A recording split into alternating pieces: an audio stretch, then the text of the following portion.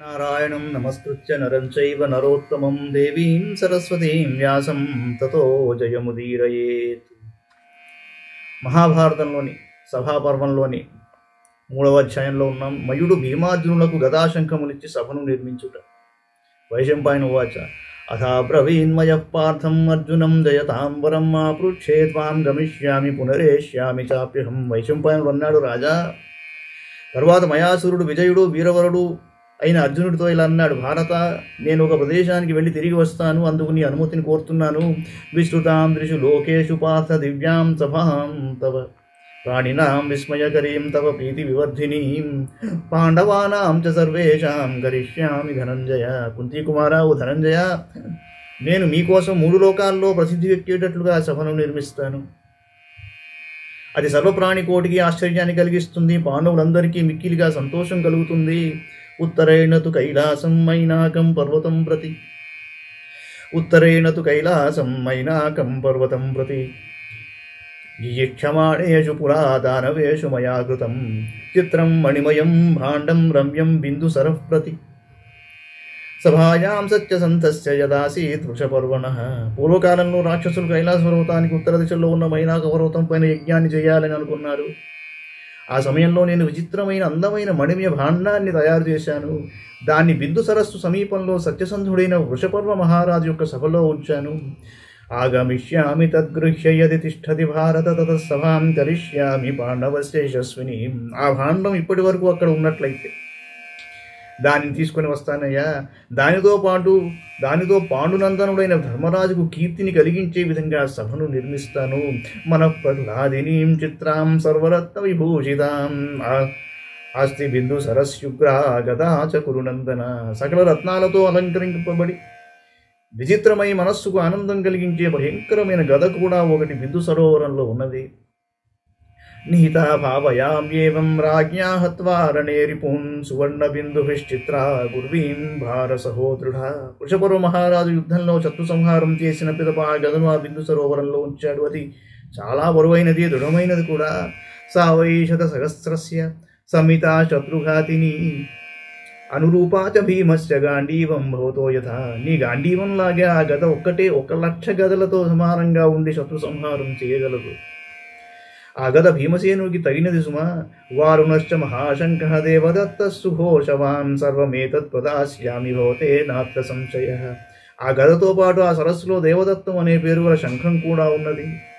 అది వరుణునిది, చక్కని ధ్వని గలది. నిస్సందేహంగా ఆ శంఖాన్ని నీకు తెచ్చిస్తానయ్యా. ఇత్యుక్త్వా సోసురః పార్థం ప్రాగుదీచీం దిశం గతః కైలాసాత్ మైనాకం పర్వతం ప్రతి. ఆ విధంగా అర్జునుడితో చెప్పి మయుడు ఈశాన్య దిశలో కైలాస పర్వతానికి ఉత్తరంగా ఉన్న మైనాక పర్వతం దగ్గరకు వెళ్ళాడు. హిరణ్య శృంగస్సు మహాన్ మహామణిమయో గిరిహిరమ్యం బిందుసరో నామ యత్ర రాజా భగీరథః ద్రష్టుం భాగీరథీం గంగామువాస బహుళాః సమాః. అక్కడ గొప్ప గొప్ప మణులతో కూడిన హిరణ్య శృంగం అనే పర్వతం ఒకటి ఉంది. బిందు సరస్సు అనే అందమైన సరస్సు ఉన్నది. భగీరథుడు గంగను దర్శించుకోవాలని అనేక సంవత్సరాలు తపస్సు చేస్తూ అక్కడ నివసించాడు. యత్రేష్టం సర్వభూతానాం ఈశ్వరేణ మహాత్మనా ఆహృతాః క్రతవో ముఖ్యాః శతం భరత సత్తమ. యత్ర యూపామణిమయాశ్చైత్యాశ్చాపి హిరణ్మయాః. అక్కడ సర్వప్రాణి కోటికి అధిపతి మహాత్ముడు అయిన ప్రజాపతి ముఖ్యములైన 100 యజ్ఞాలను చేశాడు. అక్కడ మణిమయాలైన ఉపస్తంభాలు, విశాలమైన యజ్ఞశాలలు ఉన్నాయి. శోభార్థం విహితాస్తత్ర నతు దృష్టాం తతః కృతాః అశ్రేష్ట్వాసగత సిద్ధిం సహస్రాక్షశతీపతి. అవన్నీ అందంగా చేయబడ్డాయి కానీ శాస్త్ర ప్రకారం కానీ సిద్ధాంతాన్ని అనుసరించి కానీ చేయలేదు. అయినా సహస్రలోచనుడైన శచీపతి అక్కడ యజ్ఞం చేసి సిద్ధిని పొందాడు. యత్ర భూతపతి సృష్ట్వా సర్వాన్ లోకాన్ సనాతనః ఉపాస్యతే తిగ్మతేజాః స్థితో భూతైః సహస్రశః. సమస్త లోకాలను సృష్టించిన వాడు, సమస్త ప్రాణికోటికి అధిపతి, భయంకర తేజోవంతుడు, సనాతన దైవము అయిన బ్రహ్మదేవుడు ఆ బిందు సరోవరంలో ఉండి అందరి చేత సేవింపబడ్డాడు. నరనారాయణౌ బ్రహ్మాయమ స్థాణుశ్చ పంచమః ఉపాసతే యత్ర సత్రం సహస్రయుగ పర్యయే. 1000 యుగాల పర్యంతం అక్కడ నరనారాయణుడు, బ్రహ్మదేవుడు, యమధర్మరాజు, మహాదేవుడు ఈ 5గురు యజ్ఞాలు చేశారయ్యా. యత్రేష్టం వాసుదేవేన సత్రైర్వర్షగణాన్ బహూన్ గ్రంథధానేన సతతం ధర్మ సంప్రతిపత్తయే. ధర్మాన్ని రక్షించడం కోసం భగవంతుడైన వాసుదేవుడు అక్కడ అనేక సంవత్సరాలు నిరంతరం శ్రద్ధతో యజ్ఞం చేశాడు. సువర్ణమాలినో యూపాః చైత్యాశ్చాప్యధిభాస్వరాః యదో యత్ర సహస్రాణి ప్రయుతాని చ కేశవః. ఆ యజ్ఞంలో సువర్ణమాలలతో అలంకరింపబడిన సంభాలు మిక్కిలిగా ప్రకాశించే యజ్ఞవేదికలు వేలు లక్షలు దానం చేశాడు. తత్ర గత్వా సచక్రాహ గదాం శంఖం చ భారత స్ఫాటికం చ శుభాద్రవ్యం యదాసీద్ వృషపర్వణః. మహారాజా, మయాసురుడు బిందు సరోవరానికి వెళ్ళి గదను శంఖాన్ని సభా నిర్మాణానికి కావలసిన స్ఫటికాలని మణిమయ ద్రవ్యాలని తీసుకున్నాడు. అవన్నీ పూర్వం వృషపర్వుని అధీనంలో ఉన్నాయి. కింకరై సగ రక్షోభియత రక్షన్ మహద్ధనం తత గృహ్ణాన్మయస్తత్ర గత్వా సర్వం మహాసురః. ఎంతోమంది రాక్షసులు సేవకులు మహానిధిని కాపాడుతున్నారు. మయుడు అక్కడికి వెళ్ళి ఆ నిధిని అంతటినీ తీసుకున్నాడు. తదాహృత్య జతాం చక్రే సోసురో ప్రతిమాం సభాం విశ్రుతాం త్రిషు లోకేషు దివ్యాం మణిమయీం శుభాం. అక్కడి వస్తువులను అన్నింటినీ తీసుకొని వచ్చి మయుడు సాటిలేని భవనాన్ని తయారు చేశాడు. అది ముల్లోకాలలో ప్రసిద్ధికెక్కే దివ్య భవనం. మణులతో ప్రకాశిస్తూ సుందరంగా ఉన్న భవనం. గదాం చ భీమసేనాయ ప్రవరాం ప్రదదౌ తదా దేవదత్తం చ అర్జునాయ శంఖం ప్రవరముత్తమం. ఆ సమయంలో మయుడు శ్రేష్టమైన గదను భీముడికి, ఉత్తమమైన శంఖాన్ని అర్జునుడికి ఇచ్చాడు. యస్య శంఖస్య నాదేన భూతాని ప్రచకంపిరే సవాచసా మహారాజ చాతకుంభమయద్రుమ. ఆ శంఖం యొక్క నాదాన్ని వింటే సమస్త ప్రాణికోటి కంపిస్తుంది మహారాజా. ఆ సభలో బంగారుమయమైన చెట్ల శోభ విరాజిల్లుతుంది. దశకిష్కు సహస్రాణి సమంతాదాయతాభవత్ యథా వన్యేర్యథార్కస్య సోమస్య చ యథా సభా భ్రాజమానాసాద్యర్థం యథారపరమం వపుః. ఆ సభ 10,000 జానుల పొడవు, అంతే వెడల్పు కలిగి ఉంటుంది. అగ్ని, సూర్యుడు, చంద్రుడు ప్రకాశించినట్లుగా అత్యంత ప్రకాశపూర్ణమై మనోహరంగా ఉంటుంది. అవిఘ్నతీవ ప్రభయా ప్రభామర్కస్య భాస్వరం. ఆ సభ యొక్క తేజస్సు సూర్యతేజాన్ని కూడా తిరస్కరిస్తుంది.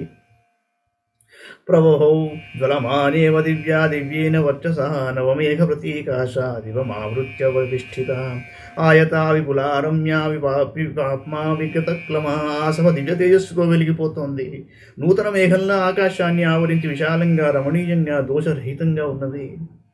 ఉత్తమ ద్రవ్య సంపన్న రత్న ప్రాకార తోరణ బహుచిత్ర బహుధన సుకృత విశ్వకర్మణ. ఉత్తమ ద్రవ్యాలతో ఆ సభ నిర్మింపబడ్డది. రత్న ప్రాకార తోరణాలతో అలరారుతోంది. విచిత్రాలైన వస్తువులు, ప్రదేశాలు ఉన్నాయి. అధిక ధన సంపన్నమైంది ఆ భవనం. దానవ విశ్వకర్మ అయిన మయాసురుడు ఆ సభను అతి సుందరంగా నిర్మించాడు. నదాశాహి సుధర్మా వా బ్రహ్మణో వా తాదృశీ సభారూపేణ సంపన్నాయాం చక్రే మతిమాన్మయ. మయుడు నిర్మించిన ఆ సభతో యాదవుల యొక్క సుధర్మ అనే సభ గాని, బ్రహ్మ యొక్క సభ గాని సాటిరావు. తాం స్మతత్ర మయేనోక్తా రక్షంతి చ వహంతి చ సభామష్టౌ సహస్రాణి కింకరా నామ రాక్షసాః. మయాసురుని ఆజ్ఞను అనుసరించి 8,000 మంది కింకరులనే రాక్షసులు ఆ సభకు రక్షకులుగా ఉన్నారు. వారు ఆ సభను ఒక స్థానం నుండి మరొక ప్రదేశానికి తరలింపగలరు. అంతరిక్షచరా ఘోరా మహాకాయ మహాబలాహ రక్తాక్షాః పింగళాక్షాశ్చ సుక్తికర్ణాః ప్రహారిణః. ఆ రాక్షసులు భయంకరమైన ఆకారం కలవారు. ఆకాశంలో తిరగలరు. పెద్ద శరీరంతో మహాబలవంతులై ఉన్నారు. కళ్ళు ఎర్రగాను పింగళవర్ణంతోనూ ఉన్నాయి. చెవులు ముత్యపు చిప్పలతో సమానంగా ఉన్నాయి. ప్రహారం చేయడంలో వాళ్ళంతా నేర్పరులు. తస్యాం సభాయాం నళినీం చకారా ప్రతిమామయ వైడూర్యపత్ర వితతాం మణినాళమయాంబుజాం. మయాసురుడు ఆ సభలో సాటిలేని సుందరమైన పుష్కరిణిని నిర్మించాడు. దానికి ఏది సాటిరాదు. ఆ పుష్కరిణిలో ఇంద్రనీల మణులచే నిర్మింపబడిన నల్ల కలువలున్నాయి. ఆ పద్మాల కాడలు మణులతో చేయబడ్డాయి. పద్మ సౌగంధికవతీం నానాద్విజగణాయుతాం పుష్పితైః పంకజైః చిత్రాం కూర్మైర్మత్స్యైశ్చ కాంచనైః చిత్రస్ఫటిక సోపానాం నిష్పంకసలిలాం శుభాం. అందులో పద్మరాగములతో చేయబడిన కమలాలు మనోహరంగా సుగంధాన్ని వ్యాపింపజేస్తున్నాయి. అనేక రకాలైన పక్షులున్నాయి. పుష్పించిన పద్మాలతోనూ బంగారంతో చేసిన తాబేళ్లు, చేపల చేతను ఆ సభ విచిత్ర శోభతో ప్రకాశిస్తోంది. విచిత్రమైన స్ఫటికాలతో కూడిన మెట్లతోనూ బురదలేని స్వచ్ఛమైన నీటితోనూ నిండి ఉన్న ఆ కొలను చూడటానికి చాలా అందంగా ఉంది. మందానిల సముద్ధూతాం ముక్తాబిందుభిరాచితాం మహామణి శిలాపట్ట బద్ధ పర్యంత వేదికాం. పిల్లవాయువుచే నీటి బిందువులు తామర పూల రేగులపై చింది ఆ పుష్కరిణి అంతా ముత్యాల బిందువులు పొదిగినట్లు ముచ్చట గొలుపుతున్నది. ఆ పుష్కరిణి 4 వైపుల మణిమయమైన వేదికలు అందంగా నిర్మింపబడ్డాయి. మణిరత్నజితాం తాం తు కేచిదభ్యేత్య పార్థివాః దృష్ట్వాపి నాభ్యజానంత తే జ్ఞానాత్ ప్రపతంత్యుత. మణులతోనూ రత్నాలతోనూ నిర్మింపబడిన ఆ పుష్కరిణి దగ్గరకు రాజులు ఎవరైనా వచ్చి చూసినప్పుడు వారికి అది పుష్కరిణిగా తోచదు. అది మామూలు ప్రదేశం అనుకుని భ్రమపడి అందులో పడిపోతారు కూడా. తాం సభామభితో నిత్యం పుష్పవంతో మహాద్రుమాః ఆసన్ నానావిధా లోలాః శీతఛాయా మనోరమా.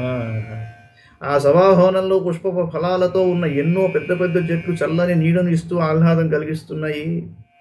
అందమైన ఆ చెట్లు గాలికి ఎప్పుడూ ఊగుతున్నట్లే ఉంటాయి. కాననాని సుగంధీని పుష్కరిణ్యాశ్చ సర్వశః హంసకారండవోపేతాః చక్రవాకోపశోభితాః. కేవలం వృక్షాలే కాదండి, ఆ భవనంలో 4 వైపుల సుగంధాన్ని వదజల్లే వనాలు ఉపవనాలు ఉన్నాయి. అందులో హంసలు, కారండవ పక్షులు, చక్రవాక పక్షులు ఉండడం చేత అది చాలా శోభాయమానంగా ఉంది. జలజానాం చ పద్మానాం స్థలాజానాం చ సర్వశః మారుతో గంధమాదాయ పాండవాన్ స్మనిషేవతే. అక్కడ ఉన్న పద్మాలతో ఒడ్డునున్న పుష్పాలతో వాయువు సుగంధాన్ని వ్యాపింపజేస్తూ పాండవులకు సేవ చేస్తున్నాడు. ఈ దృశీం తాం సభాం కృత్వా మాసైః పరిచతుర్దశైః నిష్ఠితాం ధర్మరాజాయ మయోరాజన్యవేదయత్. ఇటువంటి అందమైన సభను నిండుగా 14 నెలలలో మయాసురుడు నిర్మించి ధర్మరాజుకు తెలియజేశాడు. ఇది శ్రీ మహాభారతే సభాపర్వణి సభాక్రియాపర్వణి సభా నిర్మాణే తృతీయోధ్యాయ. మంగళం భగవాన్ విష్ణు, మంగళం గరుడధ్వజ, మంగళం పుండరీకాక్షో, మంగళాయ తనో హరి. సర్వం శ్రీకృష్ణార్పణమస్తు.